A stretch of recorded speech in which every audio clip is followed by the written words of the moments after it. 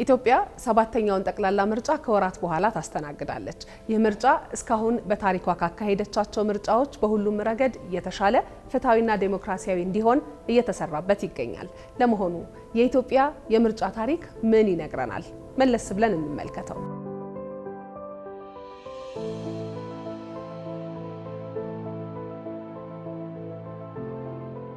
ምርጫ ለኢትዮጵያ የዘመናዊ ታሪኳ አካል ብቻ አይደለም። በተለያዩ የኢትዮጵያ አካባቢዎች ያሉ ጥንታዊ ባህላዊ የአስተዳደርና የግጭት መፍቻ መንገዶች ሁሉ ሲመሩ የኖሩት በምርጫ ስርዓት ነው።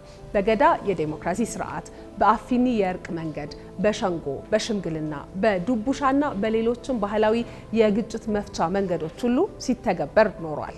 ዛሬም ድረስ በዘለቁት በእነዚህ እሴቶች መሪዎች ወደ ኃላፊነት የሚመጡት በምርጫ ነው። በኢትዮጵያ ለመጀመሪያ ጊዜ የዘመናዊ ምርጫ ጽንሰ ሐሳብ የተጠነሰሰው የመጀመሪያ የተጻፈ ህገ መንግስት ስራ ላይ በዋለበት በ1923 ዓ.ም ነው። በዚህ ጊዜ የህግ መወሰኛና የህግ መምሪያ የተባሉ ሁለት አካላት ያሉት ፓርላማ ተቋቁሟል። በጊዜው የዚህ ፓርላማ አባላት የሚመረጡት ደግሞ በንጉሠ ነገሥቱ ቀዳማዊ ኃይለ ሥላሴ ነበር።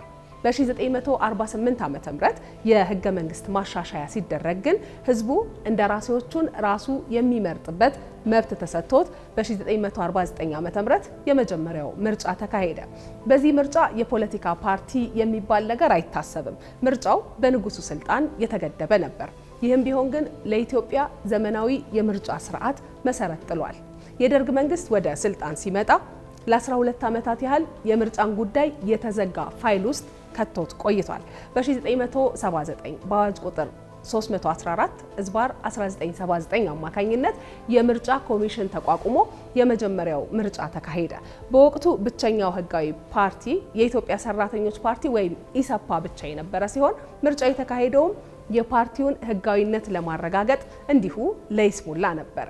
ከደርግ መንግስት መውደቅ በኋላ በ1985 ዓ.ም የኢትዮጵያ ምርጫ ቦርድ በአዋጅ ቁጥር 64/1985 መሰረት ተቋቁሞ ግንቦት 1986 የህገ መንግስት ጉባኤ አባላትን ምርጫ በማከናወን የመጀመሪያ ስራውን በስኬት አጠናቀቀ።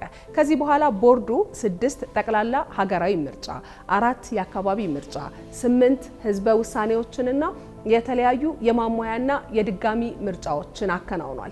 የመጀመሪያው በ1987 ዓ.ም የተካሄደው ሀገር አቀፍ ምርጫ ከ21.3 ሚሊዮን በላይ መራጮች የተመዘገቡበትና ከ20.6 ሚሊዮን በላይ ሰዎች ደግሞ ድምጽ የሰጡበት ነው። ሁለተኛው ሀገራዊ ምርጫ በ1992 ዓ.ም ሲካሄድ ከ21.6 ሚሊዮን በላይ መራጮች ተመዝግበው ከ19.6 ሚሊዮን በላይ ሰዎች ተወካዮቻቸውን መርጠውበታል። በሶስተኛውና በ1997 ዓ.ም በተካሄደው ጠቅላላ ሀገራዊ ምርጫ ከ27.3 ሚሊዮን በላይ ሰዎች ለመምረጥ ተመዝግበው ከ22.6 ሚሊዮን በላይ የሚሆኑት ደግሞ ድምጻቸውን ሰጥተዋል። በዚህ ምርጫ ኢህአዴግ 327 የምክር ቤት መቀመጫዎችን ሲያገኝ ቅንጅት ለአንድነትና ለዲሞክራሲ 109 መቀመጫዎችን፣ የኢትዮጵያ ዴሞክራሲያዊ ኃይሎች ህብረት 52 መቀመጫዎችን፣ የኦሮሞ ፌዴራሊስት ዴሞክራሲ ንቅናቄ ደግሞ 11 መቀመጫዎችን ማግኘት ችሏል። የኢህአዴግ አጋር ድርጅቶችና ሌሎች የፖለቲካ ፓርቲዎች ደግሞ የቀሩትን የምክር ቤት መቀመጫዎች እንዲሁ ማሸነፍ ችለዋል። የ1997ቱ ምርጫ በኢትዮጵያ የዲሞክራሲ ተስፋ ያቆጠቆጠበት፣ ገዢው ፓርቲ ኢህአዴግ ከተቃዋሚዎቹ ብርቱ ፉክክር ያስተናገደበትና የህዝብ የነቃ ተሳትፎ የታየበት ነበር። ነገር ግን ይህ ታሪካዊ ምርጫ ከውጤቱ በኋላ የኢትዮጵያውያንን ተስፋ ያጨለሙ፣ የዲሞክራሲ ስርዓት ልምምዱንም ወደ ኋላ የጎተቱ ሁነቶችን አስተናግዷል። ግንቦት 15 2002 ዓ.ም ደግሞ አራተኛው ጠቅላላ ምርጫ ሲካሄድ 63 የፖለቲካ ፓርቲዎች ተሳትፎ አድርገዋል። ከ31.9 ሚሊዮን በላይ መራጮች ተመዝግበው ከ29.8 ሚሊዮን በላይ የሚሆኑት ድምጻቸውን ሰጥተዋል። የ2007ቱ አምስተኛው ጠቅላላ ምርጫ 36.8 ሚሊዮን ህዝብ በመራጭነት ተመዝግቦ 34.3 ሚሊዮን የሚሆነው ድምጹን የሰጠበት ነው። በዚህኛው ምርጫ 58 የፖለቲካ ፓርቲዎች ተሳትፎ አድርገዋል። የለውጡ መንግስት ወደ ስልጣን ከመጣ ከጥቂት ዓመታት በኋላ የተካሄደው ስድስተኛው ሀገራዊ ምርጫ ኢትዮጵያ በተለያዩ ፈተናዎች ውስጥ ሆና በስኬት ያከናወነችው ምርጫ ነው። 38 ሚሊዮን ዜጎች ለመራጭነት ተመዝግበው 90% የሚሆኑት ድምጻቸውን ሰጥተውበታል።